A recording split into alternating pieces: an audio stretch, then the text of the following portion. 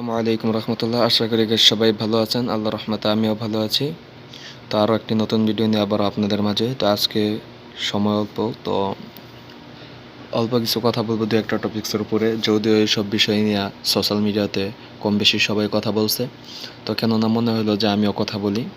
তো আমার কথা বলার বিষয়টা হচ্ছে পড়ালেখা, বর্তমান বাংলাদেশের যেই পড়ালেখা বা শিক্ষা ব্যবস্থা।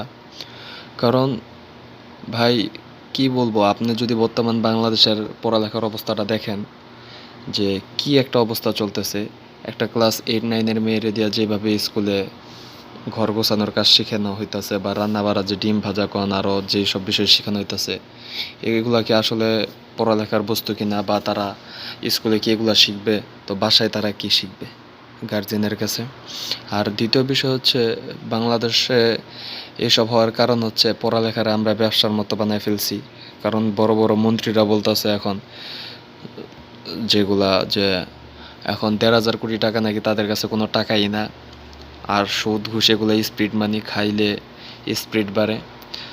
তো একটা কথা আছে যে মানুষ পাগল হইলে দড়ি দেয়া বাঁধে, তো দড়ি পাগল হইলে কি দেয়া বাঁধে। আর সবচেয়ে বড় কথা হচ্ছে, যদি আপনি দুনিয়াতে কিছু হারানোর বিকল্প পাইবেন, যদি আল্লাহকে হারায় ফেলেন এর বিকল্প নাই। আর আমাদের ডিজিটাল বাংলাদেশে তো আলহামদুলিল্লাহ এক শ্রেণীর মানুষ আছে যারা নারী স্বাধীনতা কইরা রাস্তায় মিছিল আন্দোলন করতেই আছে।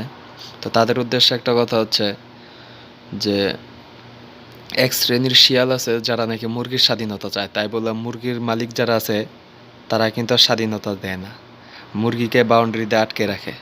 তো ওই বাউন্ডারির বাইরে থেকে শিয়াল কিন্তু মুরগিদেরকে বলে কি তোদের মালিক তোদেরকে স্বাধীনতা দেয় না। তো ওই জায়গা থেকে কিছু মুরগির মাথায় যখন পুক ঢোকে, তো ওই সব মুরগিরা লাফান শুরু করে। তো মুরগি যখন লাফায় বের হয়, তো স্বাধীনতার পরিণতি মুরগি বুঝে। হ্যাঁ, কারণ শিয়াল তো চায় মুরগিরা খাওয়ার জন্য স্বাধীনতা। আর যারা থাকে মুরগির মালিক, তারা তো আর চায় না যে না, কারণ তারা বুঝে। তো বর্তমানে নারীদের অবস্থা হয়েছে এরকম। হ্যাঁ, আর পড়ালেখা নিয়ে তো কিছু বলার নেই, কারণ আমরা এক সময় ডাইনোসরের গল্প শুনছি যে ডাইনোসর বিলুপ্ত হয়েছে কিভাবে। তো ওইটা তো দেখেন নাই পড়ালেখা কিভাবে বিলুপ্ত হইতেছে। এটা যদি দেখতে চান উনি দেখে রাখেন, কারণ পরবর্তীতে এই গল্প যদি কোনো সময় খাতা কলমে আসে, আপনাদেরই সাক্ষী দেওয়া লিখতে হইব। আর এরকম যদি পড়ালেখা চলতে থাকে, আশা করা যায় ভবিষ্যতে কোনো ডাক্তার ইঞ্জিনিয়ার তো অনেক দূরের কথা, আপনার স্বাভাবিক শিক্ষিত বোধ বা শিক্ষাবোধ যে একটা জিনিস আছে, এটাও সাধারণ মানুষের ভিতরে আর আসবে না, কারণ সবাই এটার বর্তমানে ব্যবসা মনে করতেছে।